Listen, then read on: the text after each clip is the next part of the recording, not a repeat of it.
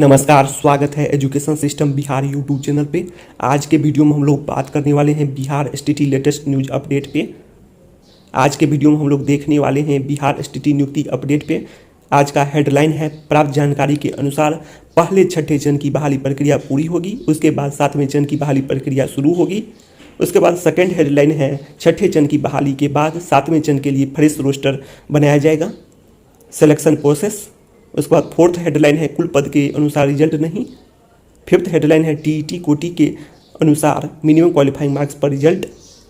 उसके बाद sixth headline है, आपको पता होना चाहिए किसी भी विज्ञापन में रिक्तियों की संख्या टेंटेटिव होता है, अर्थात घट भी सकता है और बढ़ भी सकता है। ये सभी पूरी जानकारी के लिए आप लोग वीडियो को अंत तक देखें।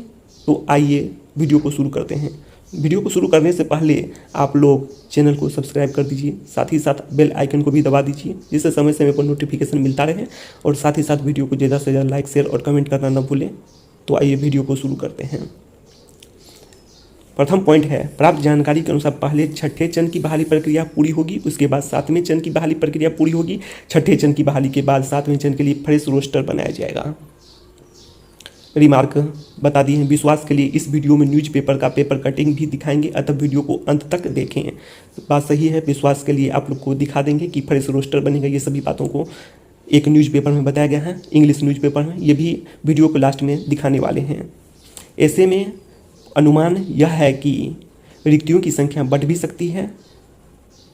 बिल्कुल सही है, रिक्तियों की संख्या बढ़ भी सकती है। जब रोस्टर बनेगा छठे चरण के बाद तो उस वैकेंसी को भी ऐड किया जा सकता है, तो ऐसे में बढ़ जाएगा संख्या। ऐसा हुआ तो एसटीटी अभ्यर्थियों के लिए शुभ संकेत है। तो बिल्कुल सही बात है, ऐसा हुआ तो शुभ संकेत हो जाएगा। लॉजिक 1 है, लॉजिक 1 पर हम लोग बात करते हैं। छठे चरण के बाद ही कितने पोस्ट वैकेंट हैं, इसका एक्चुअल डाटा पता लगाया जा सकता है। बात सही है कि एक्चुअल डाटा पता चलेगा कि कितना वैकेंसी रिक्त है पद, ये सभी पता चलेगा। आपको पता होना चाहिए, जी बिल्कुल पता होना चाहिए, किसी भी विज्ञापन में रिक्तियों की संख्या टेंटेटिव होता है, अर्थात घट भी सकता है और बढ़ भी सकता है। ये आपको पता होना चाहिए। अब लॉजिक 2 पर हम लोग बात करने वाले हैं। किसी भी जॉब में कुल पद के बराबर मेधा सूची डॉक्यूमेंट वेरिफिकेशन के बाद ही बनाया जा सकता है। बिल्कुल सही बात है। क्यों, इसका कारण भी हम लोग वीडियो में देखने वाले हैं, इसलिए आप वीडियो को पूरा जरूर देखें। हाँ, यह हो सकता है सब्जेक्ट्स में मिनिमम क्वालिफाइंग मार्क्स ही न ला सके, जिससे उस सब्जेक्ट में पद के अनुसार रिजल्ट देखने को मिल सकता है। जी बिल्कुल सही बात है। मिनिमम क्वालिफाइंग मार्क्स यहाँ पर बता दें 50% और 45% था। इतना नहीं लाता है कोई भी कैंडिडेट्स, तो उस सब्जेक्ट का जो पोस्ट है वह वैकेंट रह सकता है, पर नीचे को नहीं लिया जा सकता है। मतलब कोई 50% है जनरल का, तो उससे नीचे यदि कोई 45%, 47-48% जो भी लाता है उसको नहीं शामिल किया जा सकता है बहाली प्रक्रिया में, पहले ही वह बाहर हो चुका है। उसके बाद यदि एसटीटी मार्क्स के अनुसार बनता है तो बाद में भी समय समय पर बहाली प्रक्रिया होगी। अब बात करते हैं, सभी शिक्षक पात्रता परीक्षा में पूर्व निर्धारित कट ऑफ न्यूनतम उत्तीर्णांक पर क्वालिफाइड किया जाता है। बिल्कुल सही बात है। न्यूनतम उत्तीर्णांक हमको बता दें, यहाँ पर 50% और 45% था। अब नोट 2 में बात करते हैं, अधिकतर टीटी में पूर्व निर्धारित कट ऑफ। जी क्यों कह रहे हैं पूर्व निर्धारित कट ऑफ, तो आप सभी टीटी देख लें, 60% और 55% होता है। बिल्कुल सही बात है। इसके लिए आप लोग उदाहरण के तौर पर देख सकते हैं, एसटीटी 2011, बीटीटी 2011, बीटीटी 2017, ये सभी देख सकते हैं, सीटीटी देख सकते हैं। ये सभी में भी पूर्व निर्धारित कट ऑफ जो 60% और 55% है, इस पर पास क्वालिफाइड होता है। अब एक्सेप्शन में एक बता दिया गया यूपी का सुपर टीटी, लेकिन इसमें भी पूर्व निर्धारित कर दिया गया था कट ऑफ 65% और 60%।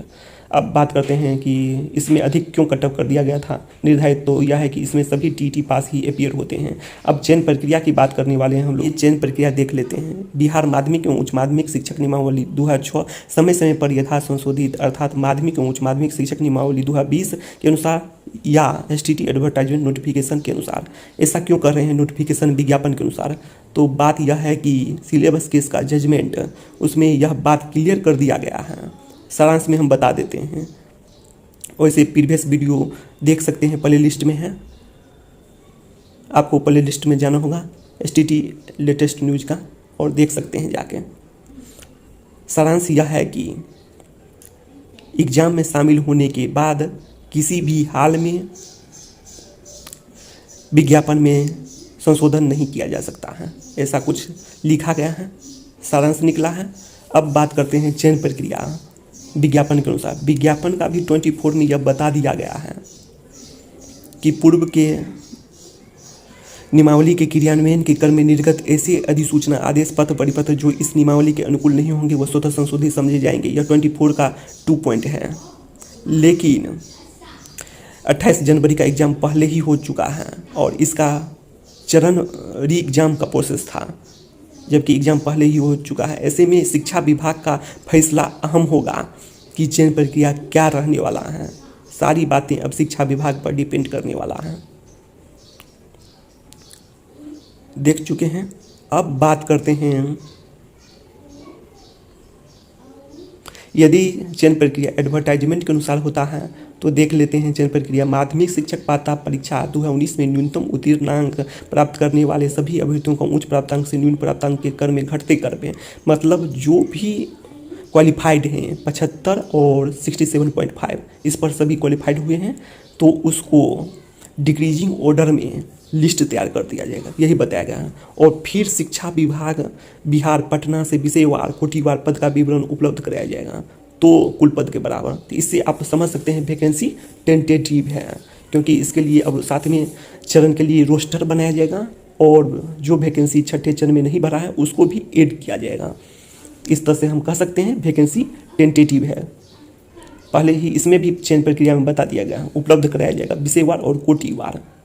मतलब आप जितने नोटिफिकेशन में जो देखे थे विवरण वह टेंटेटिव था, यह सिद्ध हो गया इससे। अब बात करते हैं उक्त परीक्षा में समान अंक, ये सभी आप देख सकते हैं, वीडियो को पॉज करके पढ़ सकते हैं। आप सीधा समझ लें, उम्र यदि समान हुआ तो स्नातक या पीजी डिग्री पे ये समझ सकते हैं, उसके बाद अल्फ़ाबेट पे। लेकिन इतना दूर बात पहुंचेगा ही नहीं इसके अनुसार भी, क्योंकि 4 डिजिट में गया है नॉर्मलाइजेशन में, तो समझ सकते हैं डेसिमल के बाद 4 डिजिट में। अब बात करते हैं माध्यमिक एवं उच्च माध्यमिक शिक्षक नियमावली 2020 के सिलेक्शन प्रोसेस। देख सकते हैं मेधा अंक दिया गया है, कैसे बनेगा तो उसमें दिया गया ग्रेजुएशन का परसेंटेज है और बीएड का परसेंटेज, दोनों का एवरेज दिया गया है। और इधर आप देख सकते हैं जो है 10+2 टीचर के लिए है, ये भी इसका मेधा अंक है। पीजी का परसेंटेज है और प्लस है बीएड का परसेंटेज का एवरेज है। ये सभी आप लोग पढ़ सकते हैं। और इसमें दिया गया है वेटेज भी दिया जाएगा, ये भी बताया गया है। अतिथि शिक्षक को भी मिलेगा वेटेज और भूतपूर्व सैनिकों की विधवा को 10 अंक का वेटेज दिया जाएगा, अतिथि शिक्षक को 5 अंक का, ये सभी बताया गया है इसमें। आप लोग वीडियो को पॉज करके पढ़ सकते हैं, ये सभी प्रीवियस वीडियो में भी बता चुके हैं। हाँ, आप लोग चैनल को सब्सक्राइब कर दीजिए, साथ साथ बेल आइकन को भी दबा दीजिए। वीडियो को ज़्यादा से ज़्यादा लाइक शेयर और कमेंट करना ना भूलें। अब बात करते हैं, देख लेते हैं इसमें क्या बताया गया। उत्तीर्णांक देख लेते हैं। बिहार सरकार द्वारा आयोजित शिक्षक पात्रता परीक्षा में उत्तीर्ण नियमावली में बताया गया था और इसमें उत्तीर्णांक दिया गया है 50% और 45% दिया गया है न्यूनतम उत्तीर्णांक, और इसी पर क्वालिफाइड किया गया है। ये नोटिफिकेशन में है 50% और 45% न्यूनतम उत्तीर्णांक, और इस पर क्वालिफाइड कर दिया गया है। अब बात करते हैं मैक्सिमम कट ऑफ या फिर मैक्सिमम पास कितना होता है अदर टीटी में, जितना टीटी होता है। जैसे बात कर ही लिए हैं कि STT 2011 है, BTT 2011-17, ये सभी बात कर चुके। CTT ये सब में है कि 60% पर क्वालिफाइड होता है। NCT का नोटिफिकेशन भी देखते हैं तो इसमें लिखा गया ए पर्सन हु स्कोर 60% और मोर इन TT exam will be TT पास, ये बता दिया गया है। तो TT पास 60% होता है, लेकिन इसमें कम कर दिया गया है। 75 और 67.5 जो भी लाए हैं वे सभी क्वालिफाइड हैं। अब बात करते हैं 50% अंक में ही STT क्वालिफाई, ये है न्यूज़पेपर 2017 का है बात। अब बात करते हैं नियमावली में का 10 पॉइंट में यह बता गया है 5 गुना अभ्यर्थियों को सम्मिलित करने की बात कही गई है और डॉक्यूमेंट वेरिफिकेशन भी होगा, वही नियोजन में होगा डॉक्यूमेंट वेरिफिकेशन, ये सभी बात कही गई है। अब बात करते हैं STT 2019 एडवर्टाइजमेंट नोटिफिकेशन की बात कर लें तो इसमें बताया गया है कि बिहार विद्यालय परीक्षा समिति द्वारा माध्यमिक शिक्षक पात्रता परीक्षा 2019 में विषयवार एवं कोटिवार कुल पदों के बराबर उत्तीर्ण अभ्यर्थियों की मेधा सूची तैयार की जाएगी और उसके अनुसार प्रमाण पत्र निर्गत किया जाएगा, ये बताया गया है। तो इसका मतलब क्या है ये जानने वाले हैं, इसलिए वीडियो को देखिए। और प्रमाण पत्र दिया गया है, ये देख सकते हैं यहाँ पर दिया गया माध्यमिक शिक्षक पात्रता परीक्षा 2019 में उत्तीर्ण उम्मीदवार को। तो जो भी उत्तीर्ण है, ये तो नहीं लिखा है कि कुल पद के बराबर उत्तीर्ण उम्मीदवार को, जो भी उत्तीर्ण उम्मीदवार है, मतलब अर्थात जो क्वालिफाइड कैंडिडेट हैं, अब सबको सर्टिफिकेट मिलेगा जितने भी क्वालिफाइड हुए हैं। और अधिकतम 7 वर्षों तक पात्रता परीक्षा के आधार पर शिक्षक बनने के योग्य माना जाएगा, यही बात है। और परंतु यह वैधता, हाँ, अधिकतम उम्र यदि आप समाप्त करते हैं तो ऐसे में 7 साल पूरा हो या न हो जाएगा समाप्त वैलिडिटी, ये भी बात है। अब बात कर लेते हैं जो था कंट्राडिक्शन था, इसको लेके प्रमाण पत्र में जो दिया गया है कुल पद के बराबर को लेके, उस पर बात कर लेते हैं। और तदनुसार दे दिया है प्रमाण पत्र निर्गत का, ये बात है, तो इस पर हम लोग बात करते हैं। प्रथम तो कुल पद के बराबर उत्तीर्ण अभ्यर्थियों की मेधा सूची डॉक्यूमेंट वेरिफिकेशन के बाद ही बनाया जा सकता है। बिल्कुल सही बात है, डॉक्यूमेंट वेरिफिकेशन हुआ तभी बनाया जा सकता है। बात यह है कि कारण बता दिए, कुछ अभ्यर्थी एजुकेशन क्वालिफिकेशन नहीं रहने के बावजूद भी शामिल हुए होंगे। दूसरा है कि बहुत अभ्यर्थी दोनों पेपर में पास होंगे। तीसरा है कि कुछ इतना दिन हो गया तो कुछ अभ्यर्थी दूसरा एग्जाम भी पास कर चुके होंगे, ये सभी बातें हैं। फिर भी यदि मानकर चलते हैं, यदि अन्य प्रतियोगिता परीक्षा जैसे bank, SSC, railway, UPSC, BPSC, KVS, NVS की तरह डॉक्यूमेंट वेरिफिकेशन के बाद कुल पद के बराबर उत्तीर्ण अभ्यर्थियों की मेधा सूची तैयार की जाए तो सभी के उस सबों को सर्टिफिकेट मिलता है। ये सभी जो बैंक की बात करें, एसएससी, रेलवे की बात करें, सर्टिफिकेट तो नहीं मिलता है। वे सभी को क्या मिलता है, तो नियुक्ति पत्र मिलता है। कुल पद के बराबर डॉक्यूमेंट वेरिफिकेशन के बाद किया जाता है। सर्टिफिकेट तो तभी मिलता है जो टीईटी के अनुसार हो। टीईटी में जो पूर्व निर्धारित कट ऑफ जैसे है, इसमें तो 50% था ही, और 67.5 इस पर सर्टिफिकेट मिलता है, यही बात कहा गया है। अब इसका लॉजिक भी समझ लेते हैं, क्या हो सकता है सोल्यूशन, लॉजिक और सोल्यूशन। कुल पद के बराबर उत्तीर्ण अभ्यर्थियों को नियुक्ति पत्र, अब बाकी को सर्टिफिकेट, या फिर ऑनलाइन रहता है, आजकल ऑनलाइन रिजल्ट हो गया है, तो ऐसे में ये सभी बात करने वाले हैं।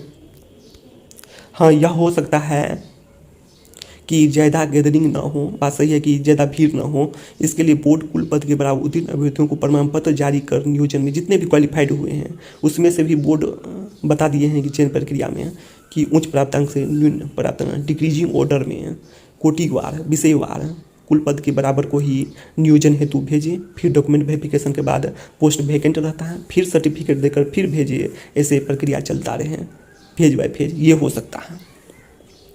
अब बात करते हैं जो विश्वास के लिए हम लोग दिखा देते हैं, पहले ही बता दिए हैं, आप देख सकते हैं यहाँ पे भी, यहाँ है वैकेंट सीट्स, यहाँ से जो रेड में है उसको पढ़ना है। After completion of 6th phase of teachers recruitment a fresh roster will be prepared for the 7th phase recruitment, ये बता दिया गया है।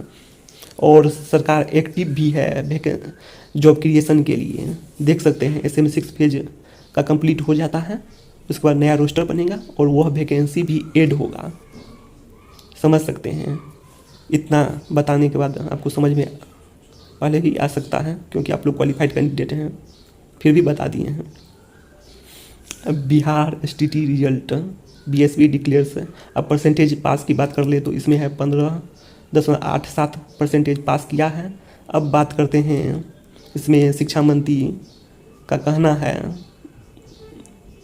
ये सभी बताया गया है। उसके बाद हम लोग देख लेते हैं कि इतना शामिल हुआ था, और इसमें से बात कर लेते हैं, इंपॉर्टेंट पॉइंट देखना है सिर्फ। बताया गया है 24,599 पास किया है, देख लिए हैं आप लोग, जानते भी हैं। और 15 विषय में से 12 विषय का रिजल्ट आया है। आप देख सकते हैं 1,54,951 अपियर हुआ है, शामिल हुआ है। पेपर 1 की बात करें तो 16,068 कैंडिडेट्स क्वालिफाइड हुए हैं, मतलब सफल हुए हैं, अर्थात न्यूनतम उत्तीर्णांक प्राप्त कर चुके हैं, जो 50% और 67.5 जो है मतलब 45%, और 50% मतलब 75। और इसकी बात करें तो 8531 है पेपर 2 में क्वालिफाइड, देख सकते हैं। उसके बाद हम लोग बात कर लेते हैं कि 3 विषय में जो रिजल्ट किन किन विषयों में अभी पेंडिंग में है। उर्दू, संस्कृत और साइंस, ये 3 सब्जेक्ट पेंडिंग में है, आप लोग जान ही चुके हैं। 3 मामला लंबित था, उसमें से एक मामला था 106 एडमिट कार्ड इश्यू, समझ सकते हैं 106 कैंडिडेट का री एग्जामिनेशन ऑफ 106 कैंडिडेट्स समझ सकते हैं। अब ऐसे में 23,671 कैंडिडेट को इंतज़ार करना पड़ेगा रिजल्ट के लिए। मई के आसपास रिजल्ट आएगा, जिसमें बताया गया है अप्रैल में एग्ज़ाम होगा। ये बात है। 3 सब्जेक्ट जो है उर्दू, संस्कृत और साइंस, ये बताया गया है। अब 587 को डिस्क्वालीफाइड कर दिया गया है। ऐसा क्या है? कंपलसरी सब्जेक्ट में अपीयर नहीं हुआ, इसके कारण यह है सोशल साइंस का मामला, आप जानते ही हैं। अब बात करते हैं जॉब क्रिएशन देख ही लिए हैं। सरकार बहाली करना चाहती है, ये सभी बात है। छठे चरण के कंप्लीट होने के बाद 7वें चरण होगा, जिससे ऐड होगा वैकेंसी। ये सभी STT 2019 के लिए खुशखबरी होगा। जो भी क्वालिफाइड हुए हैं उसके लिए बहुत बड़ी खुशखबरी होगा। अब पिछले बारे में बताया गया डाटा कि पेपर लीक हुआ, ये सब मामला लेकर एग्ज़ाम कैंसिल हुआ था 28 जनवरी 2019 का, यही सब बताया गया है। अब वीडियो में कुछ खास है नहीं। STT exam was held after gap of 8 years. हाँ, 8 साल के बाद हुआ था, बिल्कुल सही बात है, बहुत दिन के बाद हुआ था। 8 ईयर दिया गया है, मतलब 2011-19। 8 तो उसी टाइम हो गया था, अभी 10 साल हो गया लगभग।